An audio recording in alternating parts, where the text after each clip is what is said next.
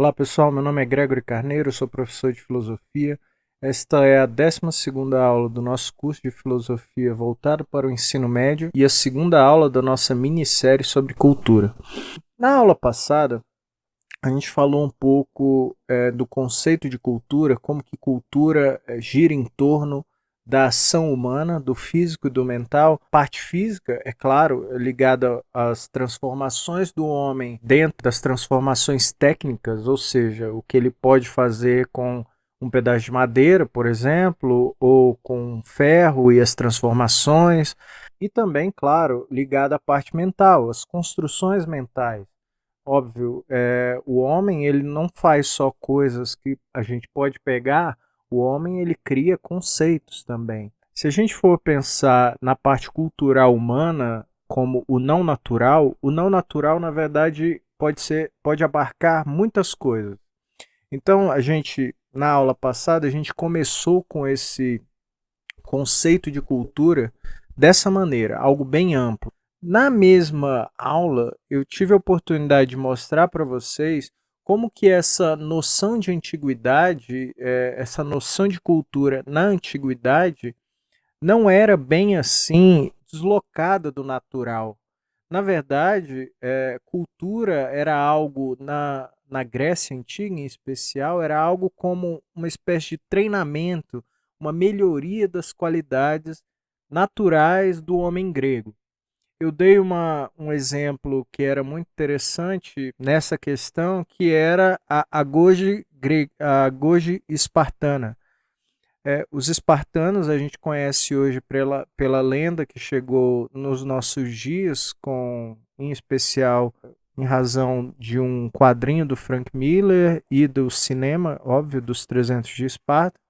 A gente conhece um pouco da cultura espartana como essa noção de uma sociedade guerreira. A Agoge, que era a escola espartana, ela servia precisamente como uma espécie de treinamento, um lugar onde as crianças iam para ser educadas de acordo com a sociedade espartana, ou seja, elas iam ser educadas para dar um upgrade na sua natureza, que era ser guerreiro. Eu selecionei um trecho de um filme, vamos dar uma olhada.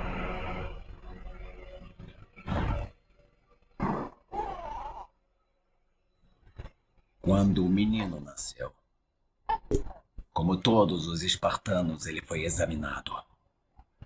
Se ele fosse pequeno, fraco, doente ou deformado, ele seria descartado.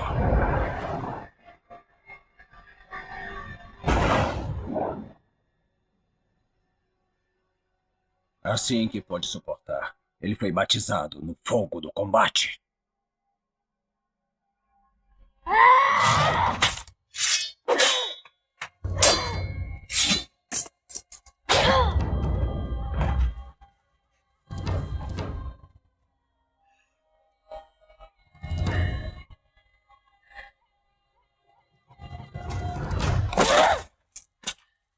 Foi ensinado a nunca recuar, a nunca se render.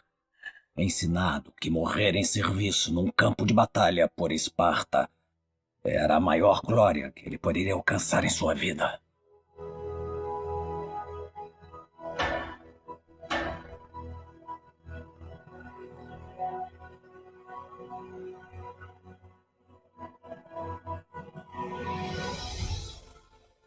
Aos 7 anos, como era de costume em Esparta, o menino foi retirado de sua mãe e levado para viver num mundo de violência.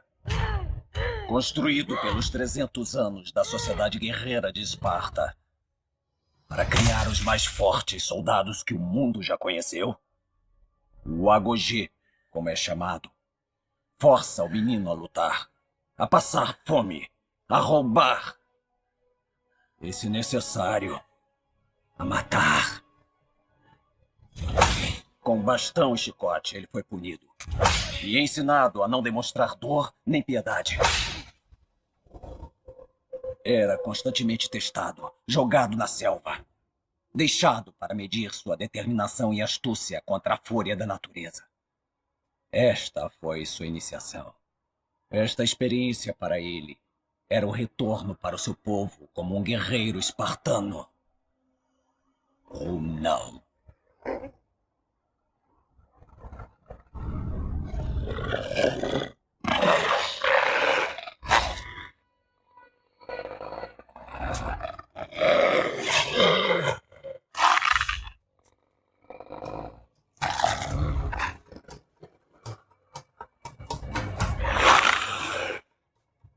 O lobo começa a rodear o menino.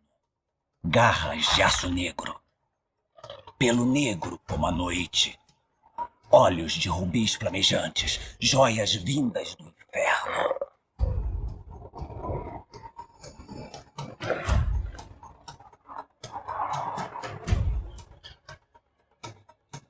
O lobo gigantesco fareja, saboreando a refeição que está por vir.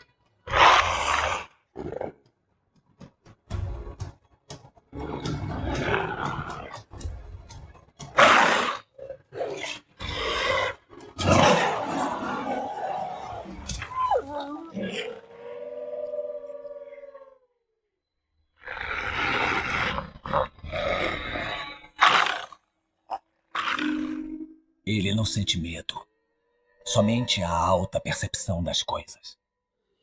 O ar frio em seus pulmões, o vento nos pinheiros que se movimentam contra a noite que cai.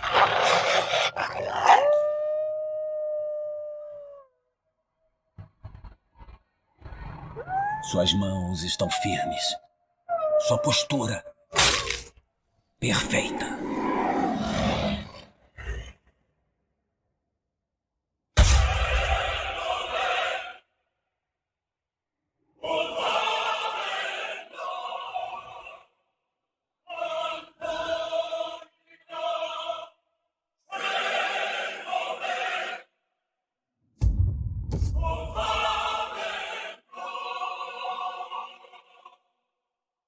Então o menino, dado como morto, retorna ao seu povo para a sagrada Esparta. O que vocês puderam ver nesse trecho é um ótimo exemplo de como funciona a cultura na Grécia Antiga, em especial em Esparta. Veja que os trechos mostram, desde o início, que a criança espartana, né, a sociedade espartana como um todo, ela pensava, a criança já nascia nesse contexto de ser selecionado para ser um guerreiro. E a escola, no caso a Agoge, ela servia apenas para aprimorar essa natureza que já era guerreiro. Outro ponto interessante desse vídeo é que a educação ela é servida, ela é ofertada apenas, essa cultura grega da paideia, ela é servida, ela é direcionada apenas para uma parte da sociedade. Isso mostra que a questão na sociedade, na era antiga, a cultura era selecionada apenas para uma parte da sociedade. Quer dizer que a paideia ou a humanitas, como era chamada em latim, não era para todo mundo, não era para toda a sociedade. Aliás, é importante mencionar que toda a sociedade grega, da Grécia Antiga, era uma sociedade escravocrata, era uma sociedade machista, era uma sociedade voltada para uma pequena parte privilegiada da sociedade. Sim, isso pouca gente menciona. A Grécia digamos, a mãe da democracia? Sim, mas era uma sociedade aristocrática. Digamos, os benefícios da sociedade eram dados apenas para uma parte da sociedade, uma pequena parte. Então guardem isso, educação não era para todo mundo. Essa questão da relação com a natureza, essa questão da cultura como algo aristocrático, foi algo que começou a mudar na modernidade, em especial no iluminismo. No iluminismo, pessoal, a gente se iniciou uma oposição entre cultura e natureza. Mas isso pode parecer um pouco estranho, assim, depois que a gente aprendeu um pouco da sociedade grega, mas se você lembrar das nossas aulas sobre os períodos da filosofia, isso não é nada difícil. Pensem, por exemplo, como eu falei que na antiguidade, na Grécia e também no período medieval, a atenção da filosofia, do pensamento como um todo, era a natureza, era o cosmos, ou na era medieval era Deus, né? Essa conciliação da filosofia com a religião. Já na Idade Moderna, a atenção se voltou para o homem. A natureza em si, ela não é algo que se impõe ao homem. O homem, na verdade, é que se impõe à natureza. O homem é o centro das coisas. Então a gente tem que olhar na modernidade as capacidades e as coisas que envolvem a figura central, que é o homem. Não é mais a natureza, não é mais a Deus, no caso, não é mais o cosmos. Isso significa que essas questões de Deus, do cosmos, da natureza foram deixadas de lado? Mais uma vez, não. É uma questão de foco, é uma maneira de entender esse assunto. Tudo bem, se você não entendeu essa parte dos períodos da filosofia, lembre-se também do nosso mini curso sobre ciência. No pensamento científico, esse deslocamento da natureza para o homem também acontece.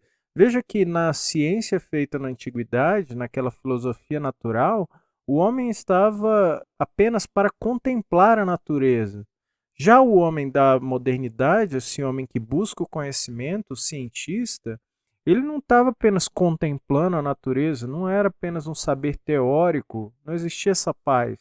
O que o homem queria era modificar a natureza, ele queria controlar a natureza. Então, pessoal, é importante a gente ter em mente esse tipo de abordagem geral do pensamento filosófico, porque isso vai facilitar não só na memorização, mas também uma certa direção do nosso entendimento quando a gente pegar alguma coisa, por exemplo, do iluminismo para ler. Então, a gente tem que ter em mente que se aconteceu no pensamento filosófico em geral, aconteceu no pensamento científico, na cultura aconteceu algo parecido. Na modernidade, a cultura começou a se juntar com a noção de vida na cidade. No que hoje a gente, digamos, tomou o costume de chamar apenas de civilização. Por quê? Porque era na cidade, civilização ligado a essa origem do termo vida civil, ou seja, vida na cidade, em detrimento à vida no campo, era na cidade que as coisas como ciência, técnica, a própria educação universitária, que começou a nascer no fim da era medieval, o comércio, os costumes, a própria arte, a política, tudo era dentro da cidade. Então a noção de cultura, pessoal, começou a se centrar nesse deslocamento, digamos, da vida natural, que era a vida no campo, para uma vida que é dentro da cidade. Veja como essa mudança é sutil.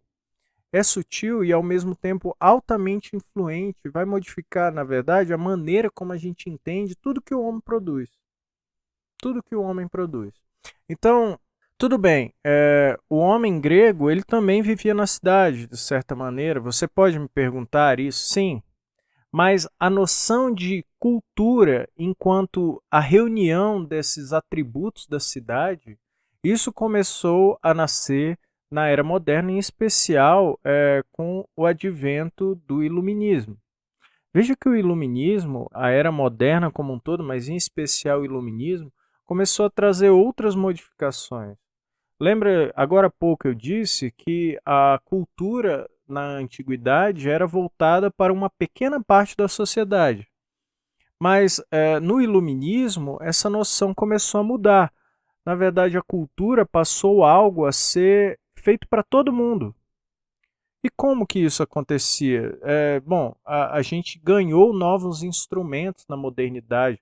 Por exemplo, e vocês conhecem muito bem das aulas de história, a invenção da imprensa. Na era medieval, na antiguidade, ter um livro era um privilégio. Mas com a invenção da imprensa, a noção de livro passou a ser mais democrática, passou a servir para mais pessoas. Então essa mudança também do aspecto cultural como algo para poucos e na modernidade como algo a ser feito para todo mundo, é extremamente importante para, no momento em que a gente vai conhecer, no momento em que a gente for estudar, na verdade, as noções de cultura popular ou cultura de massa. Então, tenham em mente que a virada moderna também trouxe isso, não só essa noção de cultura como civilização, como vida na cidade, como atributo de cultural, como esse atributo de costumes, esse atributo, como essa característica desses valores que estão em volta da vida na cidade, que ao fim e ao cabo que resultou em uma certa oposição, e é assim que a gente está tratando cultura nesse curso, em oposição de cultura ao que é natural. Eu quero mostrar uma cena para vocês que vai exemplificar muito bem exatamente o meu pensamento sobre isso.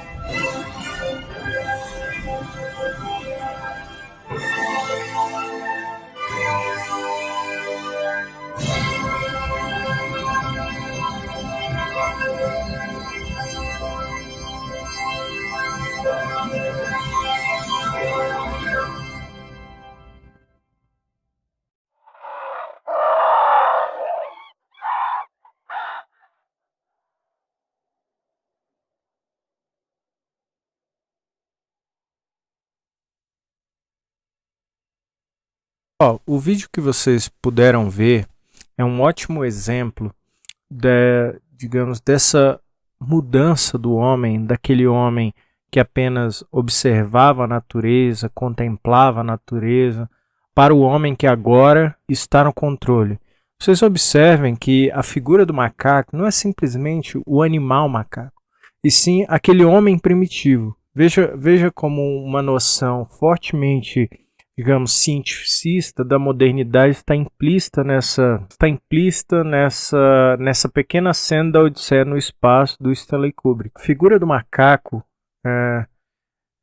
quando ele pega aquele osso, veja que o que era um objeto natural, algo da natureza, se torna a partir daquele momento uma ferramenta. Enquanto ele bate naqueles ossos, veja que a figura do animal morrendo é precisamente uma espécie de representação, da natureza se submetendo àquela nova ferramenta. O osso virando uma ferramenta é o significado do homem impondo a sua vontade sobre o mundo. Veja que se você pegar aquele osso pura e simplesmente, ele não é nada além de um osso. Mas na mão do homem, ele ganha outras utilidades, ele ganha outras finalidades. Isso, de certa forma, pessoal, espelha que no contexto da cultura, o ser humano, ele, digamos, com a sua liberdade, com a sua criatividade, ele passa a dar novos valores para as coisas. Observemos aqui para entender melhor essa noção de homem e natureza, essa pequena citação do Kant. Ele fala na crítica do juízo o seguinte: num ser racional, a cultura é a capacidade de escolher seus fins em geral e, portanto, de ser livre. Por isso, só a cultura pode ser o fim último que a natureza tem condições de apresentar ao gênero humano. Veja que o papel da cultura não é simplesmente, digamos, revelar uma espécie de natureza humana. Na verdade, o fundamento da cultura é pegar a natureza e utilizar ela para os fins que o humano tem, que na verdade não precisam coincidir com os fins naturais. Essa cena da Odisseia no espaço, ela tem essa representação muito curiosa. Se vocês observarem outros elementos, por exemplo, a música. A música é uma música clássica. A música erudita, a gente pode dizer assim, com esse ar apocalíptico, não é escolhida à toa. Veja, a música clássica, a música erudita, é uma expressão artística que ficou muito forte precisamente na era moderna. Então, a gente já reconhece, apenas nesses 2 minutos de cena, como que ela é carregada desse espírito inovador da ciência. E veja que no finzinho, o osso girando se torna o quê? Uma estação espacial, que é o tema da Odisseia no espaço. Para mostrar que tudo que aconteceu, entenda esse corte dessa maneira, tudo que aconteceu entre o homem reconhecendo a natureza como um objeto do seu livre-arbítrio e um objeto capaz de ser valorado, capaz de ser modificado pela mente humana, tudo que ocorreu entre o osso girar e uma estação espacial é um pequeno detalhe, porque tudo que precisava era aquela mentalidade moderna, a superação da mentalidade antiga de que a natureza era algo só para ser admirado, só para a gente fazer teoria, e a mentalidade moderna de que a natureza ela vai ser usada, a gente vai objetificar aquilo. Então, a cena da Odisseia no espaço, desse filme do Stanley Kubrick, ela mostra muito bem como que a cultura virou algo diferente, que mudou a sua relação com a natureza.